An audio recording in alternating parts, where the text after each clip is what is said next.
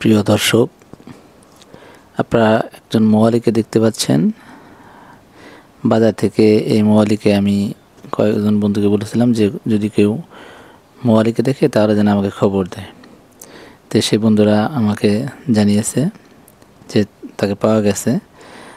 বেশ কয়েক বছর ধরে আমাদের এই আম গাছে মৌচাক পড়ে না, তবে এবার ভাগ্যক্রমে বেশ বড় একটি মৌমাছির চাক পড়েছে।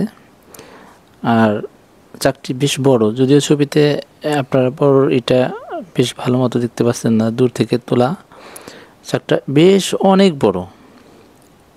এই মৌমাছি থেকে মধু পাওয়া যায় এটা আমরা সবাই জানি। আসসালামু আলাইকুম প্রিয় দর্শক, গ্রামের জীবনযাপন ইউটিউব চ্যানেলে আপনাদের সবাইকে স্বাগত জানাই। আমাদের আম গাছে যে চাক পড়ছে সেটা মৌয়ালি দ্বারা কীভাবে আমরা মধু সংগ্রহ করলাম তার একটি ভিডিও আপনারা দেখতেছেন। আসলে এই মৌয়ালিদের সাহস এবং গাছে চড়ার দক্ষতা দেখে একটু অবাক হওয়ার মতোই। একটি সরু ডাল আর বেশ গোড়া থেকে অনেক দূর এগিয়ে গেছে, আর কোনো ডাল নেই, সেখান দিয়ে বেয়ে বেয়ে সে উঠে পড়ল। আর ছোট একটি বুনতা, আমাদের গ্রাম্য ভাষায় বুনতা বলে, যাও এই সেটা দিয়ে ধোঁয়া তৈরি করে সে ধোঁয়াগুলো মাছির গায়ে দিতে যাচ্ছে। পূর্বে আমরা যখন ছোটোবেলা দেখতাম প্রতি বছরই নয় আমাদের শেওড়া গাছ নয় আম গাছে মৌচাক থাকতো। মৌমাছির এই চাকের মধু কাটার দৃশ্য অনেক দূর থেকে দেখতাম, তখন তো প্রচুর ভয় পাইতাম। আর সে সময় প্রচুর ধোঁয়া তৈরি করা হতো, আর এমন আগুন তৈরি করা হতো অনেক মাছি মারা যেত। আর আমি এই কাজ করার আগেই ডক্টরে এই বিষয়েই বলছি যে মাছির কোনো যাতে ক্ষতি না হয়, যেহেতু এই চাকের মধু সবটুক মালিক আমরা না। নৈতিকভাবে কিংবা মানবিকভাবে দেখলে যে এটা তো তারা অনেক হাজার হাজার মাছিগুলো কষ্ট করে প্রচুর লক্ষ লক্ষ বলা যায় যে ফুল থেকে একটু একটু মধু, বিন্দু বিন্দু মধু সংগ্রহ করে তারা তাদের নিজেদের এবং বাচ্চাদের জন্য এই জমা করে। কিন্তু আল্লাহর বিশেষ নিয়ামত যে এর ভিতরে আসলে আমরাও এই মধু যে হায়ার অ্যান্টিবায়োটিক, মানে কী আর বলবো, মধুর এবং জয়তুন, তিন, বিভিন্ন ধরনের এই বিষয়ে কোরআনে এর প্রশংসা করা হয়েছে, যার দরুন এটা খুবই মানুষের জন্য অত্যাধিক স্বাস্থ্যকর এবং ঔষধি বলা যেতে পারে। যাই হোক, আপনারা দেখতে পাচ্ছেন যে এই মৌয়াল কীভাবে সেই সরু ডাল দিয়ে বেয়ে একদম চাকের উপরে যেয়ে বসে দেখতেছেনই তো যে সে দোয়া তৈরি করেছে, খুবই হালকা দোয়া। এরপর দেখা যাবে যে তার এই সাহস এবং কর্মদক্ষতা সত্যি অবাক করার মতো, কারণ এই সরু ডাল দিয়ে সে, উপরে কোনো ডাল নেই, সেই ডাল বেয়ে বেয়ে কীভাবে চলে গেল এবং সাথে কাঁচি এবং একটি পাতিল নিয়ে গেছে মধুগুলো রাখার জন্য।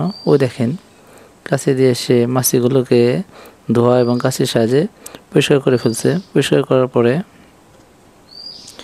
সেইগুলো কাটবে। আগুনটা একটু কন্ট্রোল করে তারপর ওই যে দেখেন কাঁচিতে কাটতেছে।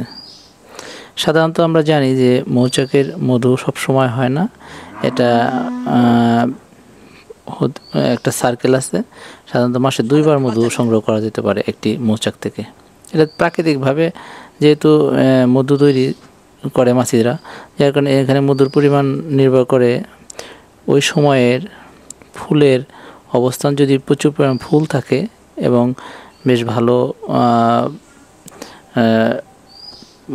ফুলের থাকে, সহজলভ্যতা থাকে, তাহলে মাছি প্রচুর মধু তৈরি করে। আর এই চাক যেহেতু অনেক বড়, যার ফলে প্রচুর মধু হওয়ার কথা ছিল, কিন্তু পূর্ণিমা অমাবস্যার আসলে সামনের দিকে আসলে মধুটা একটু বেশি হয়। যেহেতু পূর্ণিমা চলে গেছে 2-3 দিন আগে, এদিকে শীত আসতেছে, শীতের সময় সাধারণত একটু মৌমাছিরা কম ঘোরাঘুরি করে, মধু হওয়ার পরিমাণ একটু কম হতে পারে, যার জন্য একটু কাটালাম। আর একটু লোভও হলো যে পিওর মধু তো এখন বাংলাদেশে তো আসলে ভেজাল দিয়েই ভরা, পিওর কোনো জিনিস আছে সেটা এখন বিশ্বাস করা বেশ কঠিন। তবে আপনারা দর্শক এটা ভাবেন না যে এখানে এই মধুর ভিতরে কোনো ভেজাল আছে।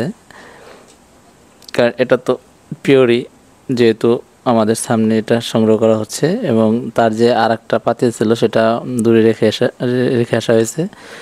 এটার সাথে সেটার কোনো মিলানোর কোনো সুযোগ নেই। আর এর সাথে আমরা চুক্তি করেই মূলত মধু সংগ্রহের জন্য করছি। আমি তাকে বলছি যে আমি সবটুকু মধু রেখে দেবো, যেহেতু এটা পিওর। আর বাইরে থেকে কেনা খুব কঠিন। আর আপনারা এটা জানি না যে মধু বছরের পর বছর এর কোনো নাই, মানে ভ্যালিডিটি নষ্ট হয় না, এর পুষ্টিগুণ বা ঔষধি গুণ কোনোটাই নষ্ট হয় না, বেশ ভালো। আমরা দেখতে পাচ্ছি মোবাইলে মোটামুটি মধু যে অংশটুক সেটুক কেটে সে নিচের দিকে নেমে আসতেছে। যাক বন্ধুরা, আপনারা তো এটা সবাই জানেন যে মধুর উপকারিতা। আর মধু দীর্ঘমেয়াদী সে নিজেই প্রিজারভেটিভ তার প্রাকৃতিকভাবে আছে, যার ফলে বছর বছর রেখে এটা খাওয়া এবং বেশ স্বাস্থ্যকর এবং বিভিন্ন অসুখ বিসুখ প্রতিরোধে এটা গুরুত্বপূর্ণ ভূমিকা রাখে। প্রিয় দর্শক, এতক্ষণ আপনারা মধু সংগ্রহে দেখতেছেন সে মোবাইল নিচের দিকে নেমে আসতেছে। আসলে এরা মনে হয় গাছের সাথে এদের যে এত নিবিড় সম্পর্ক যে কোনো পজিশনেই তারা খুব সহজেই উঠে যেতে পারে, সত্যি তা প্রশংসনীয়। যদিও তাদের কাজটা বেশ জীবনের জন্য ঝুঁকি, আমরা হয়তো ঝুঁকি মনে করলেও ওরা খুবই দক্ষ এবং খুবই এক্সপার্ট তাদের কাজের ক্ষেত্রে।